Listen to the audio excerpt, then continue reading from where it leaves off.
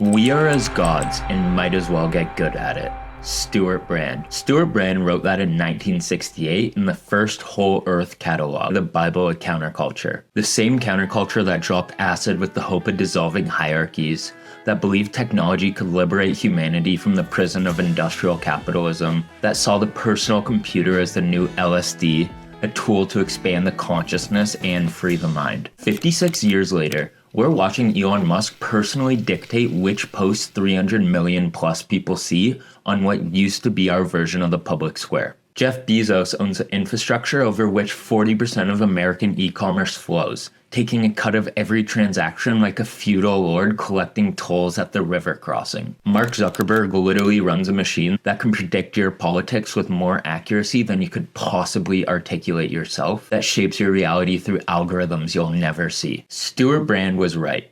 We are gods, and we did get good at it.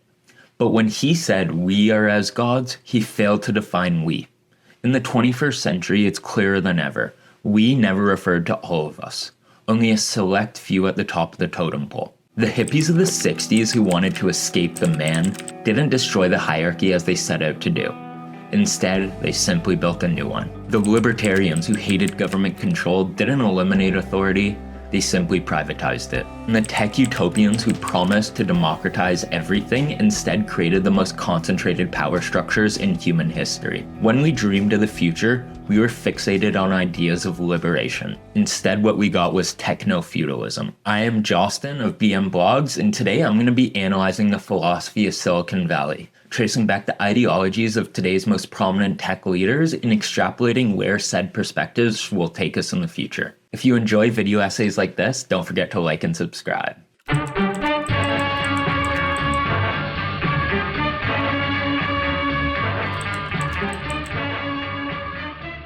In 1995, two British academics, Richard Barbrook and Andy Cameron, noticed a shift in economic practices in the West and published a now infamous essay documenting their findings. In their essay titled The Californian Ideology, Barbrook and Cameron argued that there was a strange coalescence between the new left and right-wing figureheads in the West, and this alliance would reshape the economy and the markets as we know it. In other words, the hippies and the yuppies, the acid-dropping communists and the free market fundamentalists, the people who wanted to revolutionize the system and the people who tried to perfect it, had inexplicably merged and created a single ideological force. Historically, these two groups were on the opposite sides of the spectrum. On one side, there was the conservative capitalists, led by individuals like President Ronald Reagan. These people believed in unfeathered private enterprises, supported the Vietnam War, worshipped the free market, and saw hippies as a general threat to American civilization. On the other side were the radicals, the counterculture hippies who championed social revolution, opposed American imperialism, and generally opposed unchecked capitalism. On May 15, 1969, President Ronald Reagan famously drew the line in the sand when he sent the National Guard to raid the Berkeley radicals who were protesting the Vietnam War on campus. One man was shot dead and over 125 individuals needed hospital treatment. At this point, America wasn't just facing a disagreement about policy. It boiled over into the pseudo-civil war that would determine the future of America itself. Yet somehow in 1995, only 25 years later, academics like Barbrook and Cameron argued in the Californian Ideology that these two sides had forgiven each other's differences and created an ideological synthesis that would combine the freewheeling spirit of the hippies with the entrepreneurial zeal of the yuppies, reshaping the world as we know it. The only question is how? To understand the synthesis, let's first understand what each side brought to the table. The New Left counterculture movement of the 60s were more than just protesters. They were dreamers who envisioned an alternate path forward for society. They pioneered campaigns against military imperialism, sexism, homophobia, mindless consumerism, environmental destruction, and everything else in between. They were extremely influenced by philosophers like Marshall McLuhan, who argued that the convergence of media, computing power, and telecommunications would lead to a virtual democracy free from the inequalities of modern life. The global village is a world in which you don't necessarily have harmony, you have extreme concern with everybody else's business. These people tended to think that the power of the big business and the even bigger government would be overthrown by the intrinsically empowering effects of the new technology on individuals. For example, we wouldn't need to organize politically or build unions or fight for the state power because the tech would do all the liberating for us. Altogether, the New Left movement was suspicious of institutions, believed in individualism as the path for social change, believed in a techno-utopian future, and was anti-authoritarian straight from the jump. Meanwhile, the free market fundamentalists had their own vision.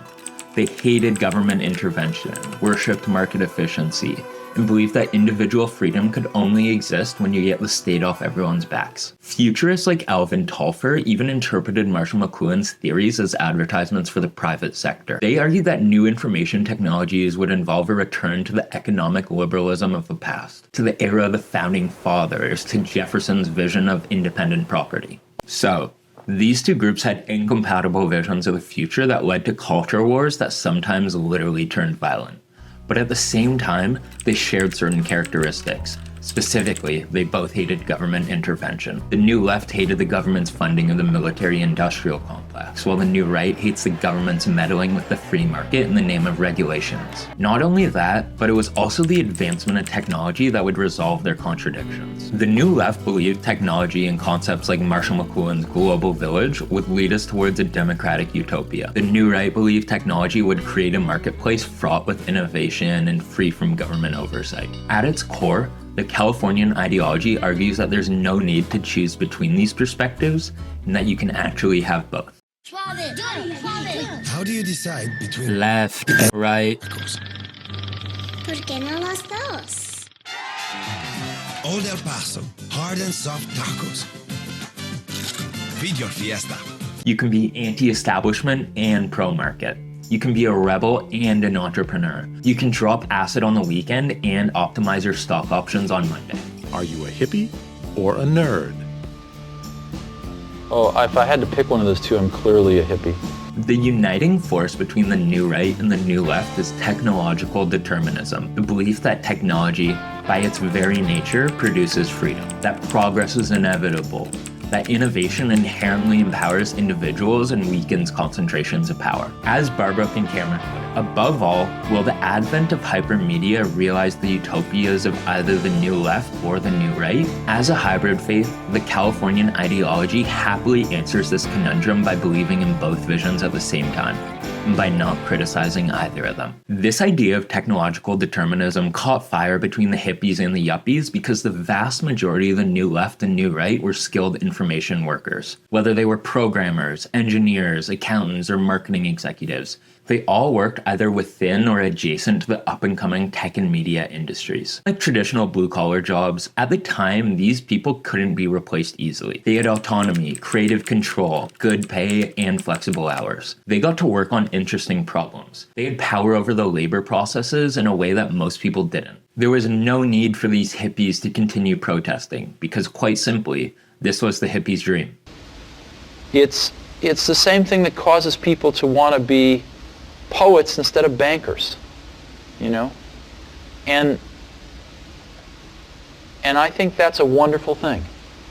And I think that same spirit can be put into products. Instead of protesting and rebelling, once these hippies got burnt out of corporate culture, they would simply become entrepreneurs themselves and create their own projects using the powers of technology, whether it's a project like Napster or Pirate Bay. In doing this, they accepted that individual liberation depends on your individual talent, your hustle, and ultimately your ability to surf the waves of technological change. This is also the glue behind what brought the New Right to the Californian ideology, prioritizing individual innovation to drive the free markets and bypass government regulations. However, for this ideology to work, for the myth of the self-made entrepreneur to feel real, you have to ignore the actual history behind how Silicon Valley was built. Every major technological innovation from the information age is dependent on public investment in one way or another. For example, the very first computer ever made, the difference engine, was funded by the British government for £18,000 in 1834.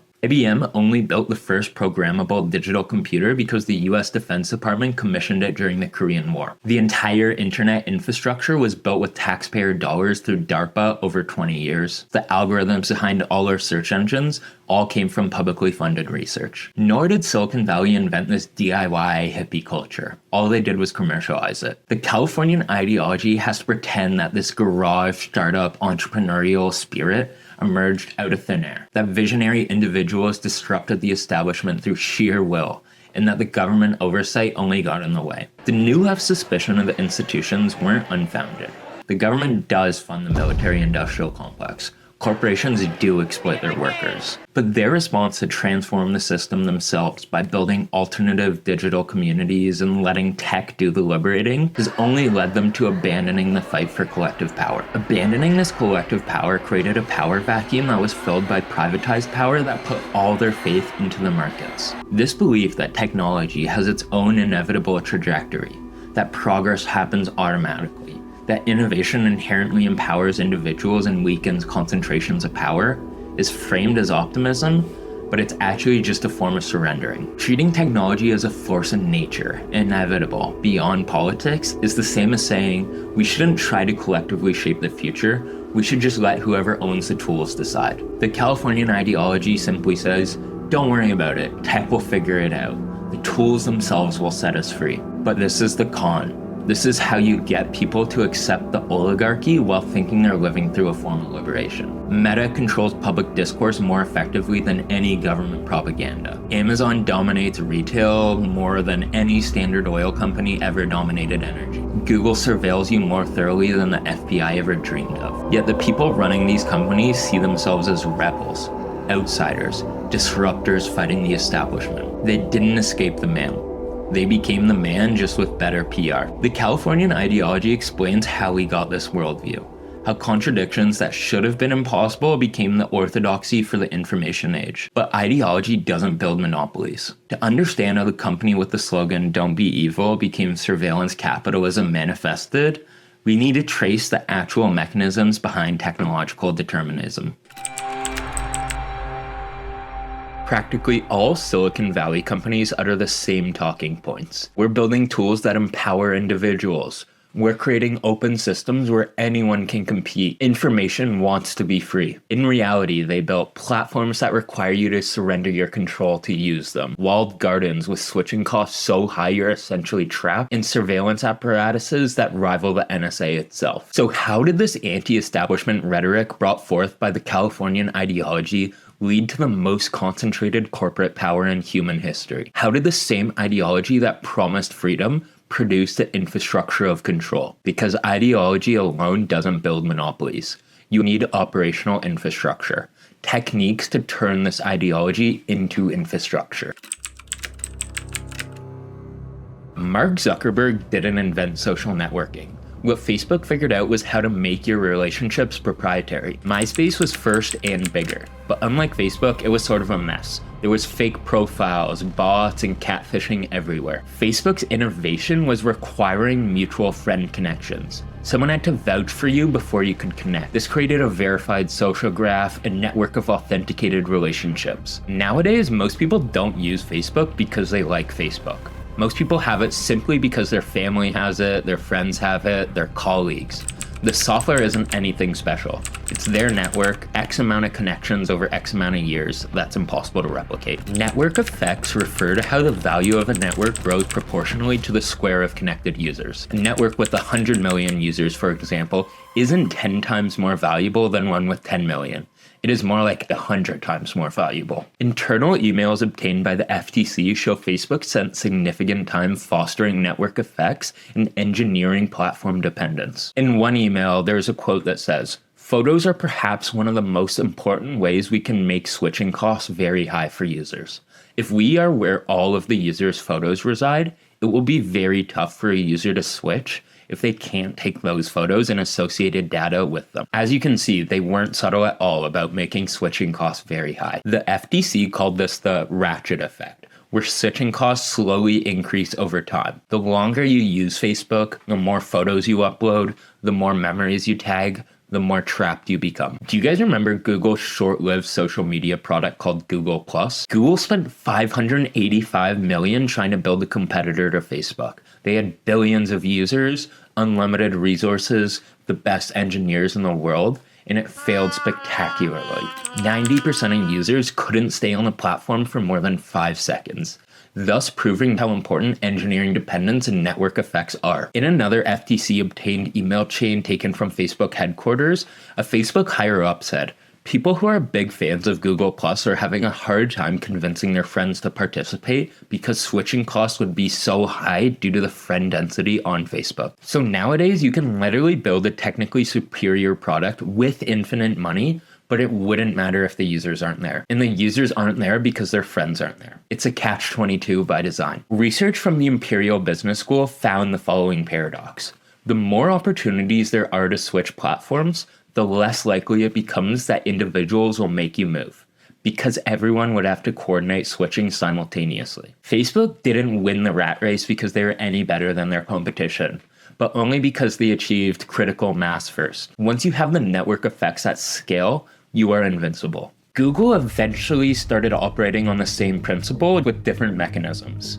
It's not your friends that trap you, but your data. More users generate more queries. More queries provide more training data, better algorithms, produce more relevant search results. More relevant search results attract more users. Rinse and repeat. Google receives 9 times more web queries every day than all rivals combined, 19 times on mobile. Over 90% of unique search phrases on the web are only seen by Google. These are super specific, low volume, quote unquote long tail searches that give Google an insurmountable advantage. They've seen queries that their other competitors never will. Microsoft spending $100 billion on Bing didn't put a drop in the bucket compared to Google's already insurmountable advantage, because you need queries to get data, and data to improve the algorithms, and better algorithms to get queries. On Amazon, for every sale, external sellers have to pay up to 50% tax on their products back to Amazon. Yet the majority of them can't leave the site because their customers are all on Amazon. In 2023, a lawsuit from the FTC revealed Amazon was copying their external vendors' products, selling them for cheaper, and promoting their products on the algorithm while hiding the external vendor. Whether it's Amazon, Facebook, Meta, Google, or X. All of these Silicon Valley companies engineer dependence. Did you know Uber and Lyft aren't classified as transportation companies? Instead, they're classified as technology platforms that connect riders with drivers. These semantics matter because taxi companies actually follow taxi regulations. Vehicle safety, driver background checks, commercial insurance, labor laws. Technology companies don't follow any of the same regulations. In 2019, California passed Bill AB5 requiring gig companies to classify drivers as employees. In August 2020, a San Francisco court ruled Uber and Lyft violated Bill AB5. Uber, Lyft, and DoorDash responded by threatening to shut down operations in California if Bill AB5 wasn't revoked. These companies proceeded to raise over $200 million to introduce Proposition 22, a ballot initiative vote for the public. This ballot determined whether rideshare drivers would be classified as independent contractors or employees, meaning they couldn't get traditional wage nor healthcare. Prop 22 passed with an astounding 59% approval rating. UC Berkeley did a study post Proposition 22 and found drivers now earn an average of $5.97 per hour after expenses in California. Uber and Lyft showed that when legislative lobbying fails, you can take it directly to voters with overwhelming spending in the form of incentives like discounts and deals, building reliance and dependence on your product, forcing the consumer's hand. Tech lobbying went from a combined $19.2 million in 2010 to $124 million in 2020. In 2024, Meta alone spent $25 million. The 6 major Silicon Valley tech companies employ roughly 300 lobbyists, 1 for every 2 members of Congress. 86% of Facebook's lobbyists previously worked in the government. 81% of Google's. Amazon hired at least 247 US former government representatives in the past decade. 94% of Congress members with jurisdiction over privacy and antitrust receive money from big tech PACs or lobbyists. All this money buys is performative congressional hearings where CEOs give non-answers and nothing changes. Privacy bills so watered down they're meaningless. Enforcement actions that result in settlements fines that sound big but represent tiny fractions of revenue with zero admissions of wrongdoing. Amazon's buy box. The buy box is Amazon's default add to cart option. Over 90% of the website's transactions happen through it. If your product isn't in the buy box, it simply won't get sales. In the same FTC study I mentioned earlier, they found Amazon subsequently prioritizes its retail and fulfillment arm in the recommendation algorithm. Harvard research confirmed removing self-preferencing would reduce Amazon's buyback wins by up to 10%. Auditing found in 25% of cases where Amazon won the buy box,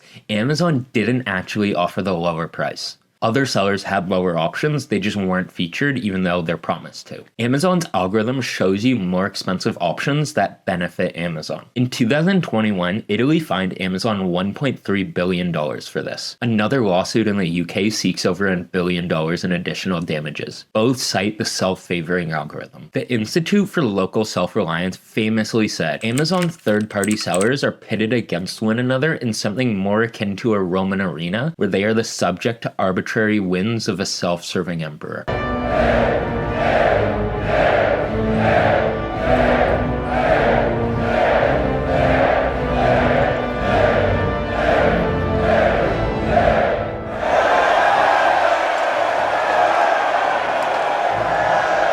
It's a mistake to view Amazon like a traditional marketplace. It's not even a rigged marketplace. It's a managed extraction system where the emperor decides who lives and who dies. Facebook's rage machine. Facebook's reaction emoji, where you see those faces under specific posts, is weighted 5 times more than likes. Facebook's algorithm learned making you emotional keeps you more engaged. More engagement means more ad revenue. Frances Haugen, the Facebook whistleblower who testified to Congress in October 2021 with thousands of internal documents, said, Facebook has realized that if they change the algorithm to be safer, people spend less time, click on less ads, and make less money. Content that is hateful, divisive, polarizing works better. It's easy to inspire people to anger. There was a long series of moments where I became aware that Facebook, when faced with conflicts of interest between its own profits and the common good, public safety, that Facebook consistently chose to prioritize its profit. Internal Facebook research said,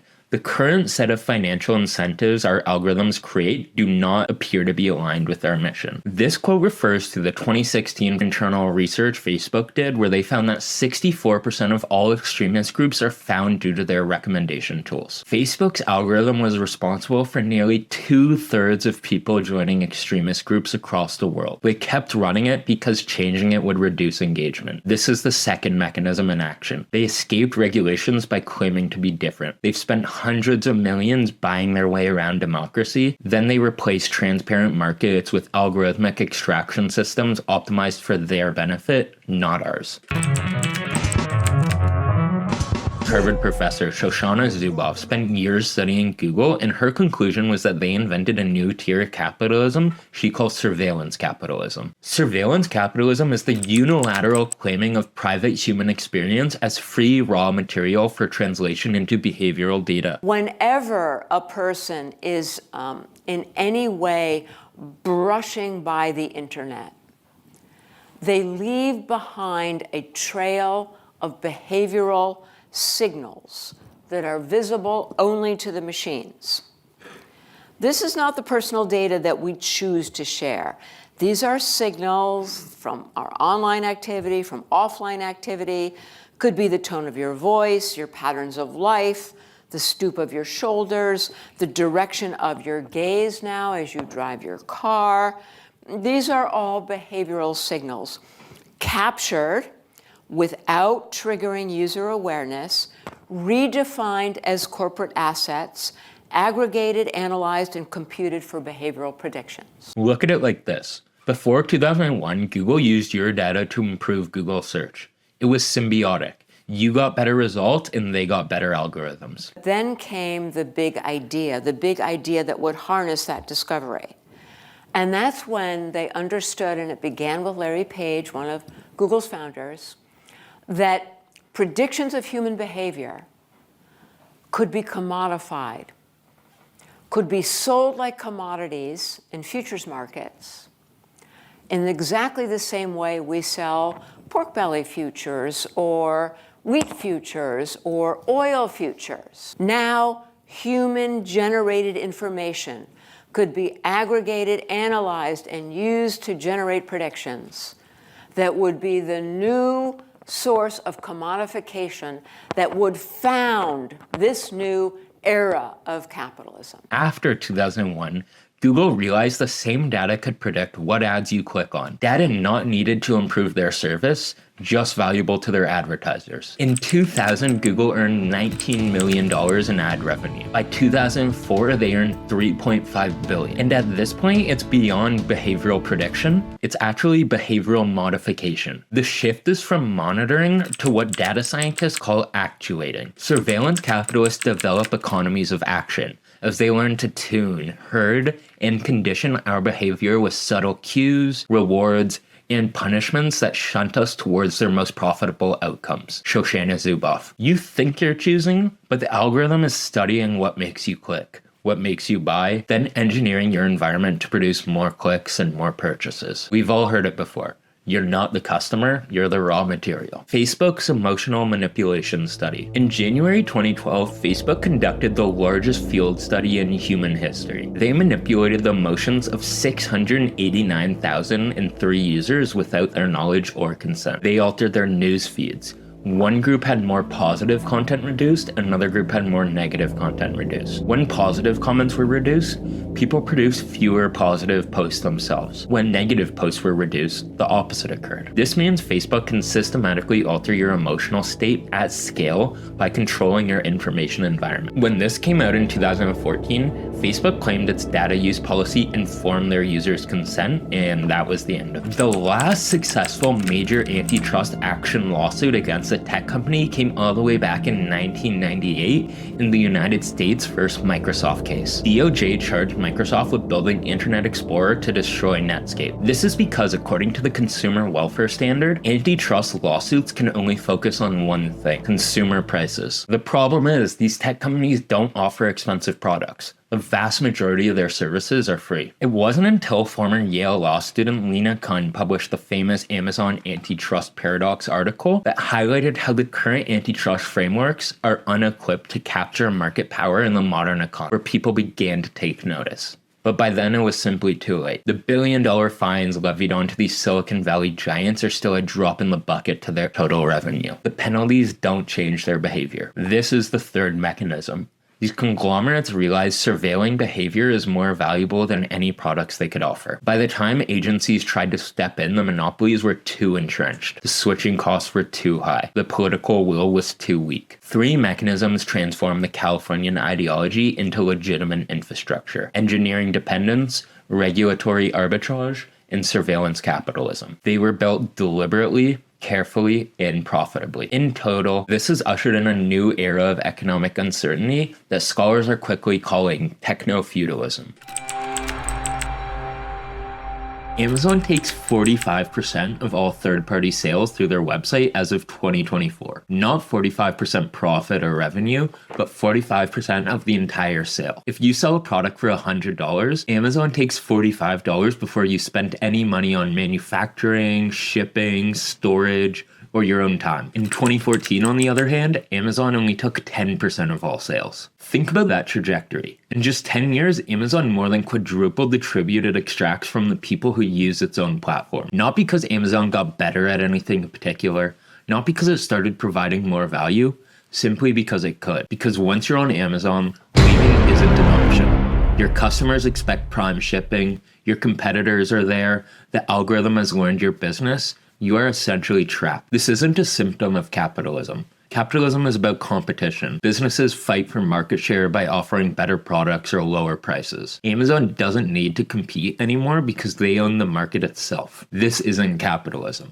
This is Technofeudalism. Yup, I know what you're thinking. Technofeudalism sounds like some dramatic, dystopian, Blade Runner theoretical BS. Hear me out. It's a concept created by Greek economist Yanis Varoufakis that attempts to describe the current shift in world economics. Technofeudalism is a term used to describe modern economic systems where big tech companies have powers similar to the feudal lords in the past. Instead of land, These companies control digital platforms, data, and online markets. People in smaller businesses rely on these platforms, just like peasants once relied on feudal lords for land and protection. To understand how we've gone from capitalism to techno-feudalism, let's take a step back and break down what traditional capital actually comprises of. Traditional capital, the kind that built the industrial world with stuff like factories, machines, and assembly lines, were focused on physical, tangible things. Tangible products that took raw material and labor and transformed them into commodities that sell. Nowadays, the most valuable capital on the planet is what's called cloud capital. The algorithms, the platforms, the servers,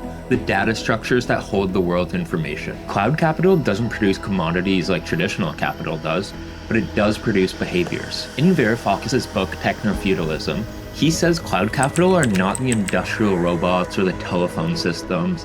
It's not like the electricity grids. It is there not to produce, but it is there to modify your behavior. Amazon's algorithm nowadays doesn't make products. It shapes what you want to buy and how much you're willing to pay. Facebook's feed doesn't create content, it trains you to keep scrolling. TikTok doesn't produce videos, it learns exactly what will keep you watching until 3 a.m. on a work night. This is the first form of capital in human history that accumulates without requiring waged labor. It just needs you. Scrolling, clicking, training the machine to train you. Rent versus profit.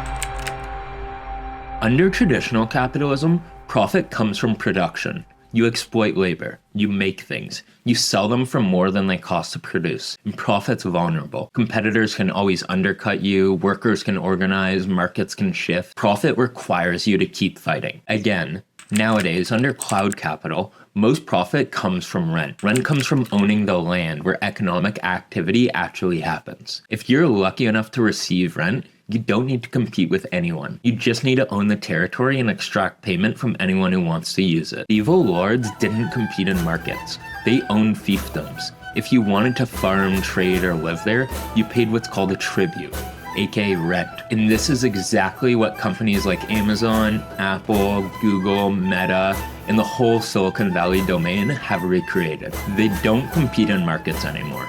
They replace markets with fiefdoms. Apple takes 30% of every transaction in the App Store. Not because Apple produced the app, but because if you want to reach iPhone users, you have to go through Apple's land. That's rent. Amazon doesn't need to make the best products. It just needs to own the platform where products are sold. Then it can copy successful third-party sellers, promote its own versions, and crush the competition.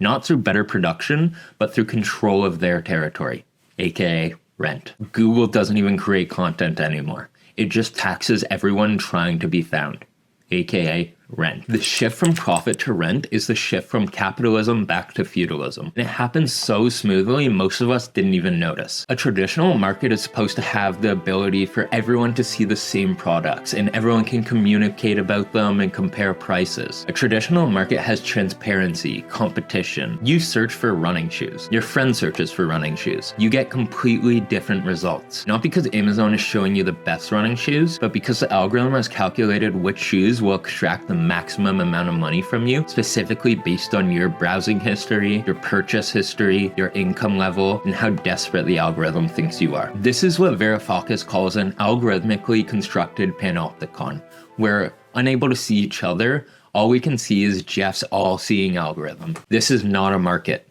This is a fief. Let's summarize how this all happened. Cloud capital replaced industrial capital. Behavioral modification replaced production.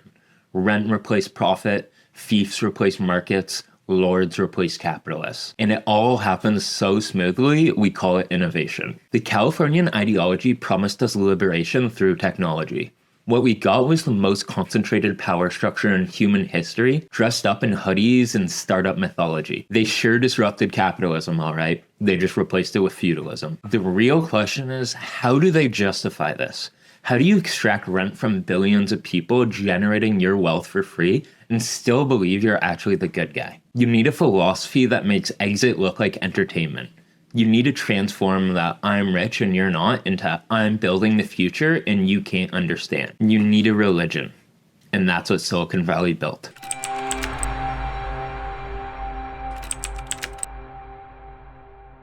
On November 15th, 2016, Peter Thiel walked into Trump Tower, not as a supplicant, not as a donor looking for access, but as a kingmaker. Thiel had been one of the few Silicon Valley elites to publicly back Trump at the time. He'd spoken at the Republican National Convention. He'd donated $1.25 million to the campaign. Now he was there to help staff the transition team. The interesting part isn't that a tech billionaire met with the president-elect. That's normal nowadays. The interesting part is what Thiel believed he was doing. Thiel wasn't playing politics. He was executing an exit strategy. Thiel had spent decades funding products with names that sound like science fiction.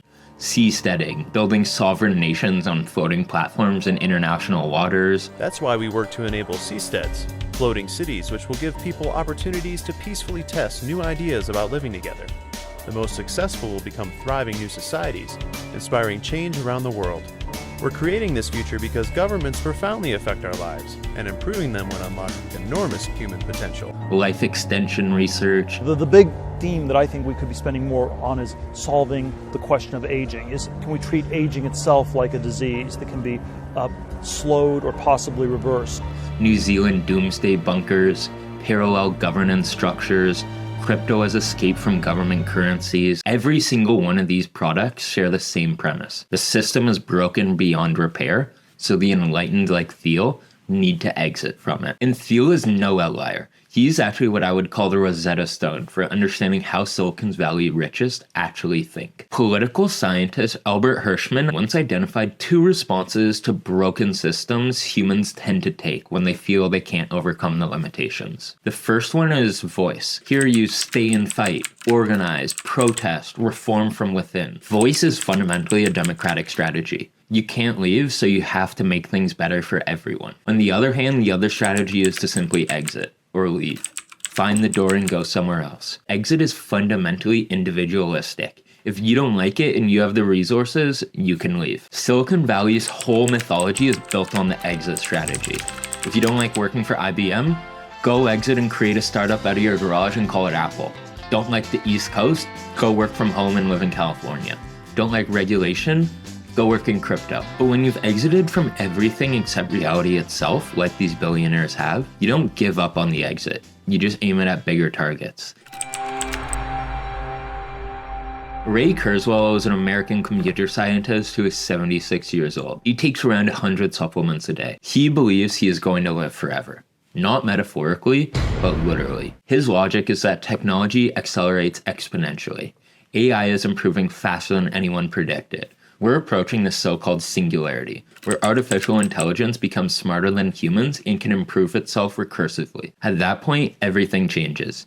Death becomes optional according to computer scientists like Kurzweil. Consciousness can be uploaded. Biology is just a phase we're passing through. Kurzweil currently works at Google. He's director of engineering at one of the most powerful companies on Earth. Another way of framing Kurzweil's theology is as such. If we're approaching the singularity, present-day problems are simply rounding errors. Why fix healthcare or climate change when artificial intelligence will either solve everything or end everything? Therefore, logically, according to Kurzweil's theology, the people building AI are doing the most important work in human history. They shouldn't be constrained by regulations, ethics committees, or democratic oversights.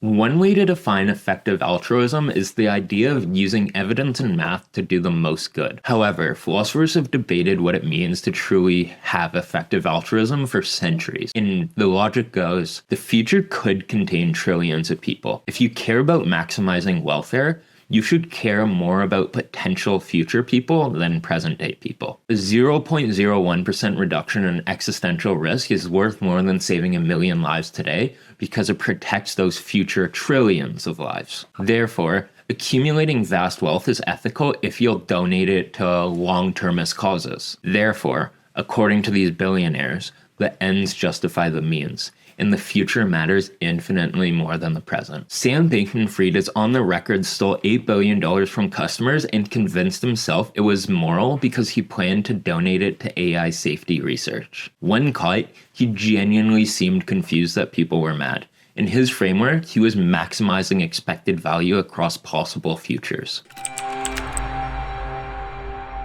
Curtis Yarvin writes under the pen name Menikis Moldbug. He's a blogger. His readers include Peter Thiel, the vast majority of the Trump administration, and a chunk of the tech elite who can't say his name in public, but love his ideas. Yarvin's argument is that democracy is a failed experiment. Elections are simply theater. The real power is simply bureaucratic, permanent, and unaccountable. Well, power is power, and if you challenge any power system, you might have a little bit of a problem. So shut up, bitch! Yarvin's solution that he champions across Substack is CEO governance. Countries should run like corporations. If you don't like how your country is run, exit like these billionaires do to a better run one. Turn citizenship into a subscription service. Replace democracy with corporate governance and let people exit to whichever jurisdiction optimizes their preferences the most. Peter Thiel publicly funds Yarvin's work. He funds seasteading projects. He bought New Zealand's citizenship and a bunker.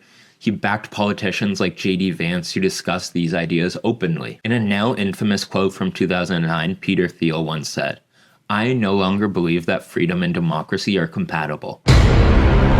Nowadays, I don't think that was Peter Thiel warning the public. I think that was his mission statement.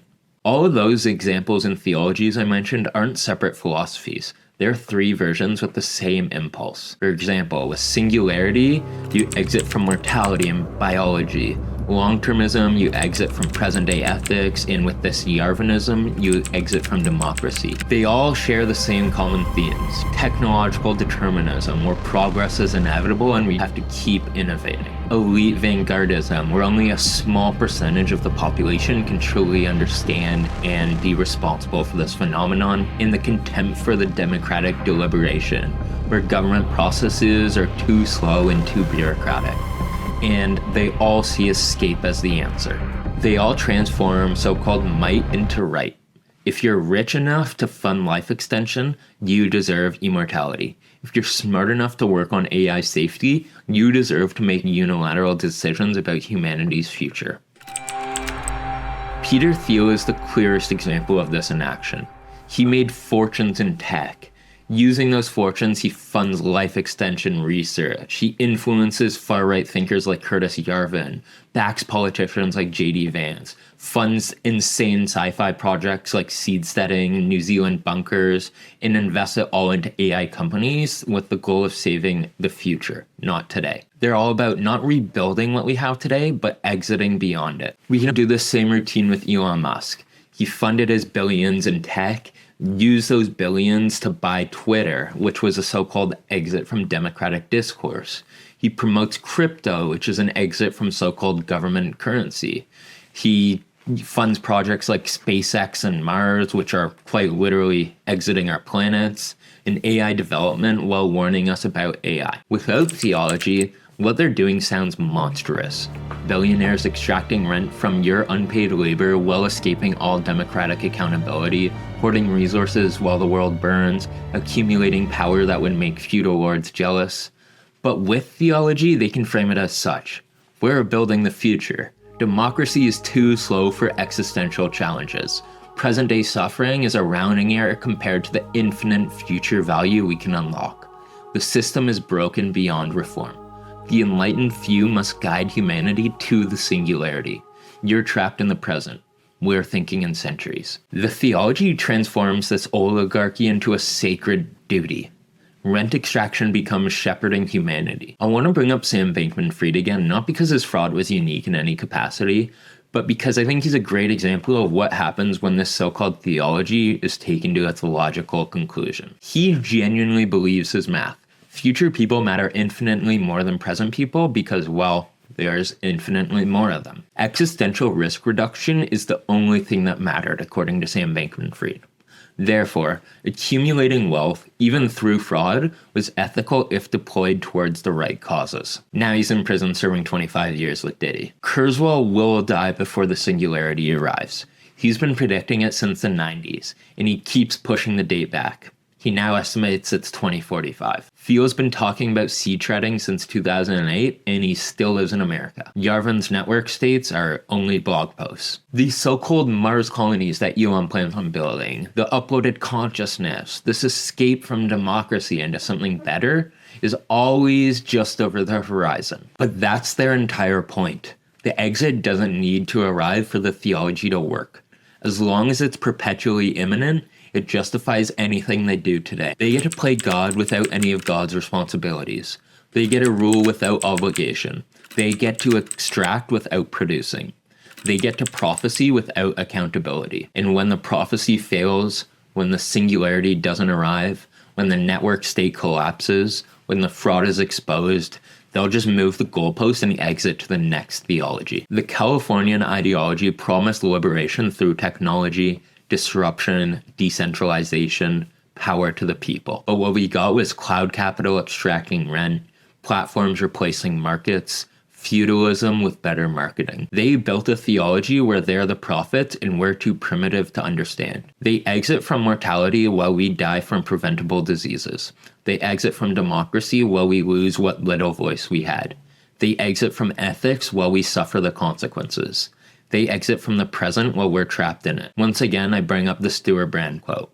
We are as gods and might as well get good at it. Some people took them too seriously. These videos take so long to write, edit, record, produce, everything. So if you like these video essays and you want to see more, please hit that subscribe and like button. I promise to get more out as fast as I can. Thank you.